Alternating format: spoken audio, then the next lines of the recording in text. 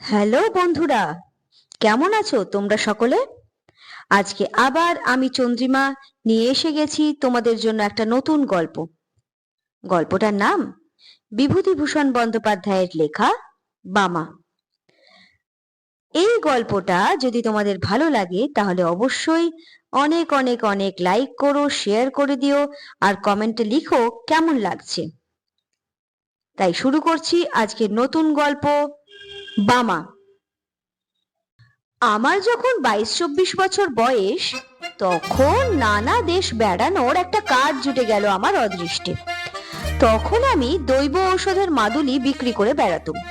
চুচুড়ার শচীশ কবিরাজের তরফ থেকে মাইনে ও রাহা খরচ পেতুম। অল্প বয়সের প্রথম চাকরি খুব উৎসাহের সঙ্গে করতুম। আমাকে কাপড় চোপড় পরতে হতো সাধু ও সাত্ত্বিক বামুনের মতো। ওটা ছিল ব্যবসায়ের অঙ্গ। গিরিমাটির রঙে ছোপানো কাপড় পরনে, পায়ে ক্যানভাসের জুতো, গলায় মালা, হাতে থাকতো একটা ক্যানভাসের ব্যাগ। তারই মধ্যে মাদুলি ও অন্যান্য ওষুধ থাকতো।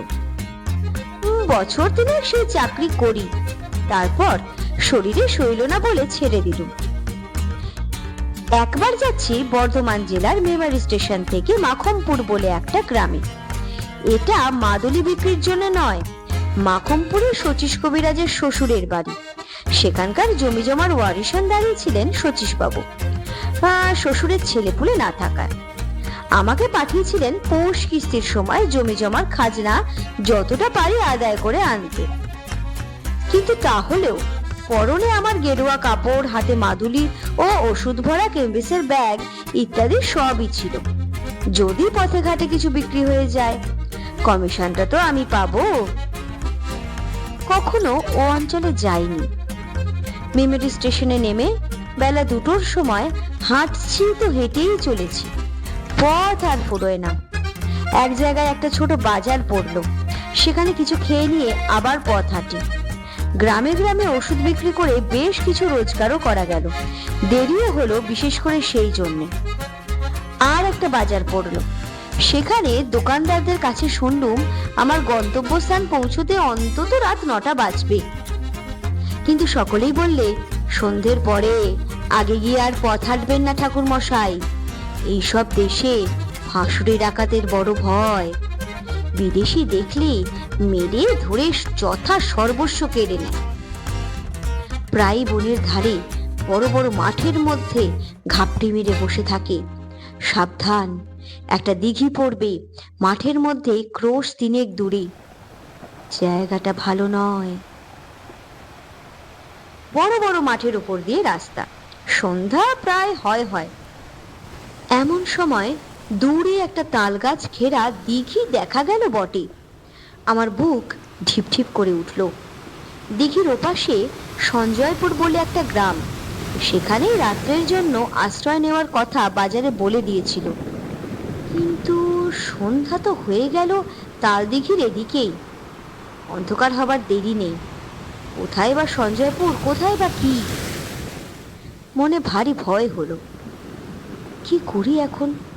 সঙ্গে মাদুলি ও ওষুধ বিক্রির দরুন অনেক টাকা। পরক্ষণেই ভাবলাম কিছু না পারি দৌড়াতে তো পারবো, না হয় ব্যাগটাই যাবে, প্রাণ তো বাঁচবে। ভয়ে ভয়ে দিঘির কাছাকাছি তো এলুম। বড় সেকেলে দিঘি, খুব উঁচু পাড়। পাড়ের দুধারে বড় বড় তাল গাছের সারি, তার ধার দিয়েই রাস্তা। দিঘির পাড়ে কিন্তু লোকজনের সঙ্গে সম্পর্ক নেই। যে ভয় করেছিলুম দেখলুম সবই ভুয়ো। মানুষ মিথ্যে যে কেন এরকম ভয় দেখায়। প্রকাণ্ড দিঘিটার পাড় ঘুরে যেমন তালবনের সারি ও দিঘির উঁচু পাড়কে পেছনে ফেলেছি, সামনে দেখি ফাঁকা মাঠের মধ্যে দূরে একটা গ্রাম লিলি করছে। নিশ্চয়ই ওটা সেই সঞ্জয়পুর। বাঁচা গেল বাবা, কি ভয়টাই দেখিয়েছিল লোকে। দিব্যি ফাঁকা মাঠ, কাছেই লোকের বসতি, গায়ের গরু বাছুর চড়ছে মাঠে, কেন এসব জায়গায় বিপদ থাকবে? আমি এইরকম ভাবছি এমন সময় তালপুকুরের ওদিকের পাড়ের আড়ালে যে পথটা, সেই পথ বেয়ে একজন বৃদ্ধকে আমার দিকে আসতে দেখলুম। বৃদ্ধ বেশ বলিষ্ঠ গড়নের, এই বয়সেও মাংসপেশি, বেশ সবল, গলায় রুদ্রাক্ষের মালা, হাতে একটা ছোট লাঠি। বৃদ্ধ আমায় বললে, ঠাকুর মশাই, কোথায় যাবেন? যাব মাখমপুর। মাখমপুর? সে যে এখনো 3 ক্রোশ পথ। কাদের বাড়ি যাবেন? শচীশ কবিরাজের বাড়ি। ঠাকুর মশাই কি কবিরাজ মশাইয়ের গোমস্তা? না, গোমস্তা নই, তবে যাচ্ছি জমি জমার কাজেই বটে। এ অঞ্চলে আর কাউকে চেনেন? মশাইয়ের নিজের বাড়ি কোথায়? আমি এদিকে কখনো আসিনি, কাউকে চিনিও নে। মাখমপুরেও নতুন যাচ্ছি। সেখানেও কি কেউ তাহলে আপনাকে চেনে না? না, কে চিনবে? আমার এই কথায় আমার যেন মনে হলো বুড়ো একটু কি ভাবলে, তারপর আমায় বললে, কিছু যদি মনে না করেন একটা কথা বলি। রাত্রে আজ দয়া করে আমার বাড়িতে পায়ের ধুলো দিন। আমরা যাতে পারু, জল আচরণীয়, আপনার অসুবিধা হবে না। চণ্ডী মণ্ডপের পাশে বাইরের ঘর আছে, সেখানে থাকবেন, রান্না বাড়া করে খাবেন। আসুন দয়া করে। আমি বৃদ্ধের কথায় ভারী সন্তুষ্ট হলুম। সত্যি তো, সেকালের লোকেরা অন্য ধরনের শিক্ষায় মানুষ। অতিথি অভ্যাগতদের সেবা করেই এদের তৃপ্তি।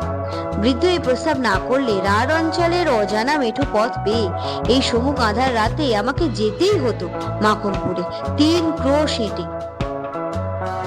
গ্রামের পূর্ব প্রান্তে বড় মাঠের ধারে বৃদ্ধের বাড়ি। বৃদ্ধের নাম নফরচন্দ্র দাস। আমি চণ্ডী মণ্ডপে গিয়ে উঠতেই একটা কুকুর ঘেউ ঘেউ করে উঠল। কুকুরের এই ডাকটা আমার ভালো লাগলো না। এর আগে কখনো কোনো কারণ দিতে পারবো না, কিন্তু এই কুকুরের চিৎকারে যেন একটা ছন্নছাড়া অমঙ্গলজনক অর্থ আছে। মঙ্গল সন্ধ্যায় কোনো গেরহস্ত বাড়িতে আসিনি, যেন শ্মশান ভূমিতে এসেছি। বৃদ্ধের বাড়ি দেখে মনে হলো বেশ অবস্থাপন্ন গৃহস্থ। বাড়ির উঠোনে সারি সারি 3টে বড় বড় ধানের গোলা, গোলার সঙ্গে প্রকাণ্ড গোয়াল ঘর, বলদ ও গাইয়ে প্রায় 20-22টা। অন্তঃপুরের দিকে 4খানা বড় বড় 8চালার ঘর। বাইরের এই চণ্ডী মণ্ডপ ও তার পাশে আর একখানা কুঠুরি। আমার কথাটা ভালো করে বুঝতে গেলে এই কুঠুরিটার কথা আর একটু ভালো করে শুনতে হবে। কুঠুরিটিকে চণ্ডী মণ্ডপ সংলগ্ন একটা কামরাও বলা যায়, কারণ একটা সরু রোয়াকের দ্বারা চণ্ডী মণ্ডপের পেছন দিকের সঙ্গে সংলগ্ন। অথচ দোর বন্ধ করে দিলে বাইরের বাড়ির সঙ্গে এর সম্পর্ক চলে গিয়ে এটা ভেতর বাড়ির একখানা ঘরের সামিল হয়ে দাঁড়ায়। আমার বাসা দেওয়া হলো এই কুঠুরিতে। কুঠুরির একপাশে ছোট একটা চালা, সেখানে আমার রান্নার আয়োজন করে দিয়েছে। হাত মুখ ধুয়ে সুস্থ হয়ে আমি বিশ্রাম করছি। গৃহস্বামী এসে বললে, ঠাকুর মশাই, রান্না চাপান আর রাত করেন কেন? আমি রান্না চালায় বসে রান্না চড়িয়ে দিতে যাচ্ছি, এমন সময় দেখি একটি বাড়ির বউ ভেতর থেকে এক কাছা ঝাঁটা হাতে এসে আমার রান্না চালার সামনে দিয়ে ঢুকলো ও ঝাঁট দিতে লাগলো। কুঠুরির দরজা খোলা, আমি যেখানে বসে সেখান থেকে কুঠুরিটার ভিতর দেখা যায়। আমি 2-1বার বিস্ময়ের সঙ্গে দেখলুম বউটি ঝাঁট দিতে দিতে আমার দিকে চেয়ে চেয়ে দেখছি। 2-3বার বেশ ভালো করে লক্ষ্য করে মনে হলো বউটি ইচ্ছে করেই আমার দিকে অমন করে চাইছে। আমি দস্তুর মতো অবাক হয়ে গেলুম, ব্যাপার কি? সম্পূর্ণ অপরিচিতা মেয়ে, পল্লীর গৃহস্থ বধূ, এমন ব্যবহার তো ভালো নয়। কি হাঙ্গামা এবার পড়ে যাবো রে বাবা! কর্তাকে কাছে বসিয়ে রাধে রাধে গল্প করবো নাকি? এমন সময় বউটি ঝাঁট শেষ করে চলে গেল, কিন্তু বোধহয় 5 মিনিট পরে আবার এলো। দেখে মনে হলো সে যেন খুব ব্যস্ত, উদ্বিগ্ন, উত্তেজিত। এবারও সে কুঠুরির মধ্যে ঢুকে এটা ওটা সরাতে লাগলো এবং আমার দিকে চাইতে লাগলো। তারপর হঠাৎ রান্নাচালার দরজায় এসে চকিত দৃষ্টিতে চারদিকে চেয়ে কেউ নেই দেখে আমার দিকে আরো সরে এলো এবং নিচু স্বরে বললে, ঠাকুর মশাই, আপনি এখনই এখান থেকে পালান, না হলে আপনি ভয়ানক বিপদে পড়বেন। এরা ফাঁসুরে ডাকাত, রাতে আপনাকে মেরে ফেলবে। বলেই চট করে বাড়ির মধ্যে চলে গেল। শুনে তো আমি আর নেই, হাতের খুন্তি হাতেই রইল। সমস্ত শরীর দিয়ে যেন বিদ্যুৎ খেলে গেল, আর সারা হাত পা অবশ ও ঝিমঝিম করতে লাগলো। হ্যাঁ, বলে কি, দিব্যি গৃহস্থ বাড়ি, গোলাপালা, ঘর দোর, ডাকাত কিরকম? কিন্তু পালাবই বা কেমন করে? এখন বেশ রাত হয়েছে, সামনের চণ্ডী মণ্ডপে বৃদ্ধ বসে লোকজনের সঙ্গে কথা কইছে। ওখান দিয়ে যেতে গেলেই তো সন্দেহ করবে।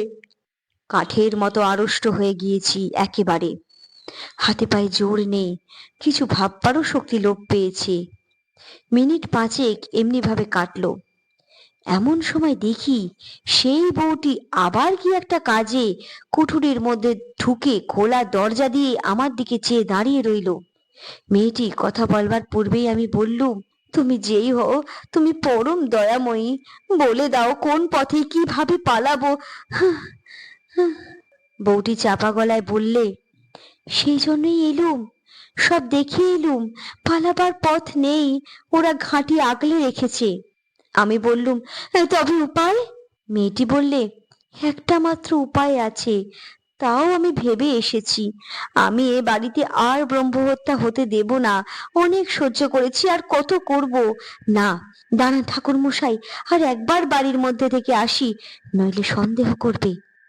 মিনিট পাঁচেক পরে বউটি আবার এলো, চকিত দৃষ্টিতে চারদিকে চেয়ে বললে, শুনুন আমার উপায়, এই কটা কথা মনে রাখুন, মনে যদি রাখতে পারেন তবে বাঁচাতে পারবো।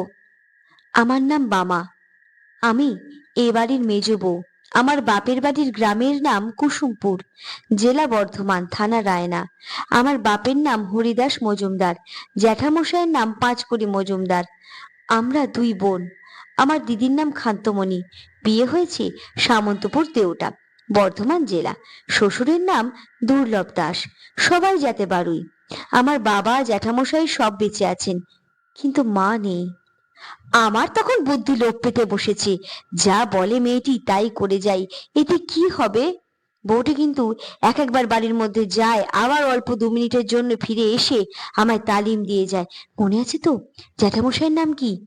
আমি বললুম, হরিদাস মজুমদার। না না, পাঁচকড়ি মজুমদার। বাবার নাম কি? বাবার নাম হরিদাস মজুমদার। আমার দিদির নাম কি? শ্বশুর বাড়ি কোন গায়ে? খান্তমণি। শ্বশুর বাড়ি হলো, আপনি সব মাটি করলেন দেখছি, সামন্তপুর তেওটা। বলুন। সামন্তপুর তেওটা। শ্বশুরের নাম রামযদু দাস, এই দুর্লভ রাম দাস।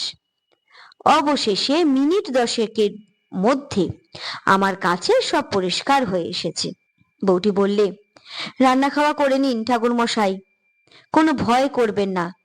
আমার বাপের বাড়ির নামধাম যখন জানা হয়ে গেছে, তখন আপনাকে বাঁচাতে পেরেছি। এখন শুনুন, খাওয়া দাওয়ার পরেই শ্বশুর মশাইয়ের কাছে আমার বাপের বাড়ির পরিচয় দিয়ে বলবেন আপনি তাদের গুরু বংশ। আমার নাম বলে জিজ্ঞেস করবেন, আমার বিয়ে হয়েছে কোথায় জানো নাকি? গলা যেন না কাঁপে, কোনো রকম সন্দেহ যেন না হয়। আমি চললুম, আবার আসবো আপনি শ্বশুরকে বলবার পরে, কিন্তু দেরি করবেন না বেশি, বিপদ কখন হয় বলা যায় না। রান্না খাওয়া শেষ না করলেও তো সন্দেহ করতে পারে। রান্না খাওয়া করতেই হলো। রাত্রের অন্ধকার তখন বেশ ঘন হয়ে এসেছে। হ্যাঁ, রাত আন্দাজ 10টার কম নয়। আহারাদির পর নিজের কুঠুরিতে বসেছি, আর আমার মনে হচ্ছে এ বাড়ির সবাই যেন খাড়ায় রামদাতে শান দিচ্ছে আমার গলাটি কাটবার জন্যে। এই সময় গৃহস্বামী স্বয়ং আমার জন্য পান নিয়ে এলো। বললে, কি ঠাকুর মশাই, আহারাদি হলো? এখন দিব্যি করে শুয়ে পড়ুন, মশাইটা টাঙিয়ে দিয়ে যাচ্ছি, রাত হয়েছে, আর দেরি করবেন না। আমি বললুম, হ্যাঁ হ্যাঁ, একটা কথা বলি, আমাদের এক মন্ত্র শিষ্য, বাড়ি কুসুমপুর, থানা রায়না, নাম পাঁচকড়ি, হরিদাস মজুমদার, তার একটি মেয়ের নাম বামা। এদিকে কোথায় বিয়ে হয়েছে, তারাও যাতে তোমাদের বাড়ুই কিনা, তাই হয়তো চিনলেও চিনতে পারো। মেয়েটির জ্যাঠা দুর্লভ রাম, পাঁচকড়ি, হ্যাঁ, আমায় বলে দিয়েছিল মেয়েটির শ্বশুর বাড়ি খোঁজ করে একবার সেখানে যেতে। তা যখন এলুমি এ দেশে। আমার কথা শুনে বৃদ্ধ কেমন যেন হয়ে গেল, আমার দিকে অবাক হয়ে চেয়ে বললে, কুসুমপুরের হরিদাস মজুমদার বামা? আপনি তাদের চিনলেন কি করে? বামার কথা স্মরণ করে গলা না কাঁপিয়ে দৃঢ়স্বরে বললুম, হ্যাঁ, আমি যে তাদের গুরু বংশ, আমার বাবার ওরা মন্ত্র শিষ্য কিনা। বৃদ্ধ তাড়াতাড়ি বললে, বসুন বসুন, আমি আসছি, বসুন। আমি একটা কুঠুরির মধ্যে বসে রইলুম। সন্দেহ ভয় তখনও কিছুই যায়নি। আর এরা যে গুরুদেবকে রেহাই দেবে তা কে বলেছে। কিছুক্ষণ পরে বৃদ্ধ ফিরে এলো। পেছনে পেছনে সেই বধূটি, আর একজন সন্ডামার্কা গোছের যুবক এবং একজন পৌঢ়া স্ত্রীলোক, সম্ভবত বৃদ্ধের স্ত্রী। বৃদ্ধ বললে, এই যে বামা ঠাকুর মশাই, আমারই মেজ ছেলের সঙ্গে এই আমার মেজ ছেলে শম্ভু। গড় করো, সব গড় করো। মেজ বৌমা, দেখো তো চিনতে পারো একে? চমৎকার অভিনেত্রী বটে বামা, অদ্ভুত অভিনয় করে গেল বটে। ঘোমটা খুলে হাসি মুখে সে আমার পায়ের ধুলো নিয়ে প্রণাম করলে গলায় আঁচল দিয়ে। জীবনদাত্রী দয়াময়ী বামা। আমার চোখে প্রায় জল এসে পড়ল। তারপর সে রাত্রি তো কেটে গেল। খাবার জল দেওয়ার ছুতো করে এসে বামা আমায় আশ্বাস দিয়ে গেল। বললেন, বিপদ কেটে গেছে, আমার চোখে না পড়লে সর্বনাশ হতো, ভিটেতে ব্রহ্মহত্যা হতো। অনেক হয়েছে, এই কুঠুরিতে, এই বিছানায়, এই মেঝেতে অনেক লাশ পোতা। আমার মনের অবস্থা বলবার নয়। বললুম, পুলিশ কি গায়ের লোক কিছু টের পায় না, কিছু বলে না? কে কি বলবি, এ ফাঁসুরে ডাকাতের গা, সবাই এরকম। আগে জানলে কি বাবা এখানে বিয়ে দিতেন? বিয়ের পর সব ধরা পড়ে গেল আমার কাছে। এখন আমার একটি সন্তান হয়েছে, এই পাপ ভিটে বাস করলে তার অকল্যাণ হবে। ওকে বারণ করি, কিন্তু ও কি করবে? মাথার উপর শ্বশুর মশাই রয়েছেন, পুরনো ডাকাত, দাদারা রয়েছে। আপনি ঘুমিয়ে পড়ুন বাবা ঠাকুর, আর ভয় নেই। সকাল হলো। বিদায় নেবার সময় বৃদ্ধ আমায় 5 টাকা গুরু প্রণামী দিলে। বাবাকে আড়ালে ডেকে বললুম, তুমি আমার মা, আমার জীবনদাত্রী। আশীর্বাদ করি চির সুখী হও মা। বামার মতো বুদ্ধিমতী নারী জীবনে আর আমার চোখে পড়েনি। কত কাল হয়ে গেল, এই বৃদ্ধ বয়সেও সেই দয়াময়ী পল্লীবধূটির স্মৃতিতে আমার চোখে জল এসে পড়ে। শ্রদ্ধায় মন পূর্ণ হয়ে ওঠে। শেষ করলাম আজকের গল্প বামা। কেমন লাগলো বন্ধুরা অবশ্যই জানিও কিন্তু। আর চ্যানেলটাকে সাবস্ক্রাইব করে নিয়ে আমার পাশে থেকো। সকলের সুস্থতা কামনা করে আজকে এখানেই শেষ করছি। নমস্কার।